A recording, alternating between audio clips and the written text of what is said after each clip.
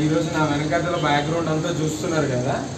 ఇది ఏంటి అంటే Asia's largest township planning.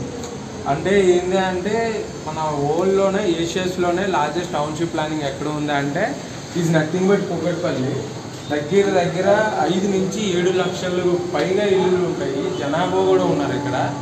So దీంట్లో ఏంటంటే కమ్యూనిటీ హాస్పిటల్స్ కానీ, దాని తర్వాత ఈ సరౌండింగ్స్లో వచ్చే డెవలపింగ్స్ కానీ, దాని తర్వాత రోడ్వే దగ్గర అంతా commercial area, back side residential area, schools, colleges, hospitals ఇవన్నీ ఇక్కడే అందుబాటులో ఉండేటట్లుగా చేసేదాన్ని ఒక టౌన్షిప్ ప్లానింగ్ అంటారు. ఫ్యూచర్లో ఏంటంటే అవుటర్ రింగ్ రోడ్ సరౌండింగ్స్లో కూడా సేమ్ ఇలాంటి టౌన్షిప్ ప్లానింగ్ వస్తుంది. హైదరాబాద్ జనాభా చూసుకుంటే 1950లో హైదరాబాద్ జనాభా వచ్చేసరికి 10 లక్షల మంది ఉండేవారు. అది కాస్త కొంచెం మనం మల్టిప్లై చేసిన 1975 తీసుకుంటే హైదరాబాద్ జనాభా దగ్గర ఒక 75 లక్షలు అయ్యారు.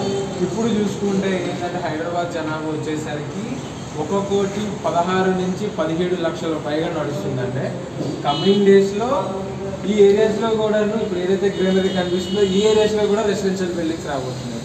That is the growth of Hyderabad.